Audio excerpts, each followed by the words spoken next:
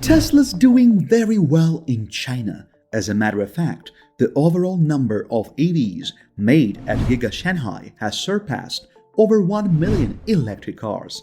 While this is very exciting news to Tesla, the whole situation in China is getting worse day by day. Elon Musk has not been public about the issues inside the government, but the country might very well be on the edge of collapse. Will this change? The short answer is not anytime soon. In 2018, China's rapidly growing economy and a massive stimulus package of $586 billion released by the Beijing government aided some Western nations in recovering from the financial crisis much more quickly. However, from the ongoing global economic stagnation and inflation aggravated by the Ukrainian crisis, analysts could not help but notice that China is unable to come to the world's aid as usual. It shows that China's economic problems are severe this time, and it's now affecting some major investors like Tesla. What challenges could the world's second largest economy be facing? Stay tuned for a quick rundown of all that's been going on. Beijing's zero-COVID tolerance policy has hampered business and consumer activity in the world's second largest economy, causing months-long lockdowns on employees in dozens of locations and forcing numerous enterprises to close. Even Elon Musk and Tesla were struggling to hit the monthly production goals due to those government policies, which hurt every local and international business. Chinese policymakers are now hesitant to modify the punitive policy for fear of escalating the situation. The government abandoned this year's objective of 5.5% GDP growth, and Premier Li Keqiang cautioned that there was no demand for additional expansionary action. A recent government crackdown on property developer loans prompted a real estate meltdown, forcing one of the country's top builders, China Evergrande, to declare bankruptcy. Chinese purchasers have ceased making payments on unfinished flats. Bank loans for property purchases have plummeted for the first time in a decade, and the quantity of residential floor space, a gauge of new building activity, fell by almost half in the second quarter. Beijing unveiled 50 policy measures in May to assist areas in recovering from lockdowns. They featured tax breaks for companies and consumers and some other benefits. While the economy has shown its ability to rebound rapidly from lockdowns, the harm caused by declining asset values in a sector worth 30% of GDP is significantly more insidious. As the situation is alarming, pressure is already mounting on China's authorities for new pro-growth measures. China, the world's top carbon dioxide emitter, has pushed to position itself as a global leader in climate action, highlighting its transition toward electric cars and some other initiatives. As climate change increases, intense heat waves like this year's summer are predicted to become much more prevalent in China. 11 provinces have issued heat advisories for temperatures over 104 degrees Fahrenheit. Chongqing, a self-administered city surrounded by Sichuan province, set a record high temperature of 112.1 degrees over the weekend, with highs of 104 degrees expected to last for another week. However, the government has continued to construct new coal-fired power facilities. Beijing also halted bilateral climate negotiations with the United States this month in retribution for House Speaker Nancy Pelosi's visit to Taiwan. There are a lot of concerns how this political situation could end up bad for every American business in China, including Tesla. This summer's dangerously high temperatures have left countries throughout the globe reeling, with the dry heat prompting fires in Britain, power grid outages in Iraq, and more than 1,000 fatalities in Portugal. Due to a record heat wave squeezing power supplies, China's Sichuan province has extended its order of shutting down industrial plants, potentially hampering the output of parts used by Tesla. Following the initial order to close plants, Shanghai's city government informed Sichuan that Tesla and domestic automaker SAIC Motor do business with 16 parts manufacturers in the province and have requested a priority resumption of operations to avoid disruptions to car assembly. On top of that, rainfall has reduced to approximately half of typical levels, lowering hydroelectric power generation, which accounts for almost 80% of the southwestern province's producing capacity. The province had ordered companies like Tesla and its suppliers that use industrial power to shut down for 6 days, beginning on the 15th of August.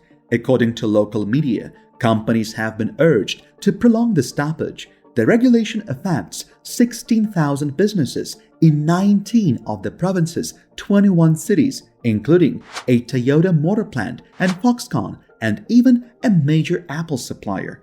Elevators in Sichuan residential complexes have been shut down in response to Shanghai's request. According to the Chinese media, Shanghai revised its request, requesting only that the resumptions be considered instead of requesting a priority resumption of operations. The component factories are expected to stay closed. That is very bad news for Tesla and any car manufacturer in that area. Sichuan had its greatest single month of power usage on record in July. Manufacturers scrambled to determine the financial implications as the production stop went into force. This won't be the first time this is happening. The plant's activities were halted this year due to some coronavirus shutdowns in Shanghai.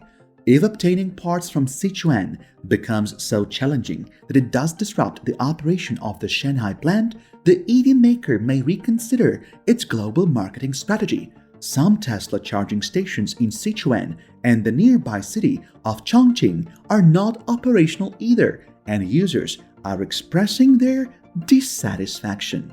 Many big auto suppliers, including Tesla and Japanese manufacturers, acquire components from companies with operations in Sichuan province, an automaker said, referring to the effect of the production shutdowns on automakers other than Tesla.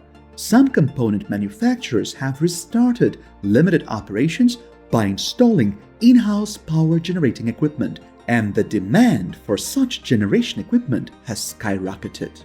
According to the records, Tesla's Chinese Gigafactory operations have already made over 1 million EVs since its official opening, including exports. In addition to domestic sales, the American EV manufacturer's Shanghai plant serves as an export hub for Europe and other markets, accounting for an estimated 50% of the company's global sales. The country's officials had hoped for a better economic performance this year, ahead of a major Chinese Communist Party meeting in the fall, at which the leader Xi Jinping is generally anticipated to break with convention by remaining in power for a third term. However, he already said he would not abandon China's zero-COVID tolerance policy despite the sacrifices. China's automakers were already dealing with an industry-wide semiconductor scarcity and skyrocketing battery material costs, compounded by the country's COVID restrictions and the Russia-Ukraine crisis.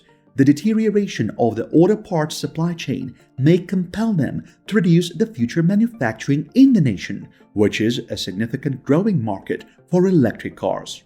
The unexpected drop did not only affect Tesla, but also state-owned carmaker Chang'an and Saris, a tiny automaker and a Chinese internet giant Huawei partner. Production at the two businesses' facilities in the southwestern municipality of Chongqing, which borders Sichuan, has been suspended as well. Changchun Egli Automobile, a Shanghai-listed vehicle body panel producer, informed investors that Sichuan authorities had informed its Chengdu facility of the power outage. Volkswagen and BMW are among the company's customers.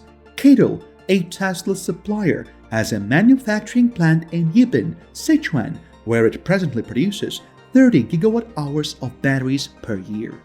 The city is still facing an electrical supply crisis, with little chance of local companies restarting operations anytime soon.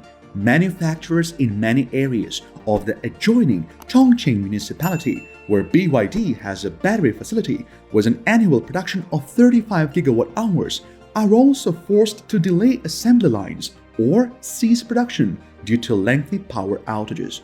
At the factory, the Chinese automaker primarily develops and manufactures automobile batteries. Tongwei Solar, the world's biggest maker of crystalline silicon solar cells, has encountered outages at 3 of its Sichuan manufacturing facilities. Foxconn, an Apple supplier, told the China Securities Journal that the impact would not be significant for the company's operations. In Sichuan, Foxconn manufactures certain Apple goods, including iPads and iMacs. Le Tianhua, a Sichuan fertilizer manufacturer, told the Shenzhen Stock Exchange that the production suspension would cost them $4.4 million in net profits alone. The automakers have alerted officials in Shanghai that power outages in Sichuan, which is experiencing its worst drought on record, might disrupt essential areas of their supply lines. In a document, the Shanghai Municipal Commission on Economy and Information reached out to the administration in Sichuan. The Shanghai government has requested that power be extended to 16 Sichuan auto parts companies, including Chengdu Yinli Car Parts, the firm identified in the record. Tesla's also working with the Shanghai and Sichuan governments to ensure that its suppliers in Sichuan have enough power and the car makers have not experienced any production delays. So, with all this being said, will there be a lasting solution for all of these economic and political problems anytime soon? Analysts believe this year's power troubles are weather-related and will improve after the heat wave passes. Still, last year's crisis was caused by long-running structural flaws in the electrical system. While Tesla and Elon do not have control over the situation, the only thing they can do is wait for it to improve. But do you think it will ever improve? Let us know what you think in the comment section. Thanks for watching and see you in the next videos.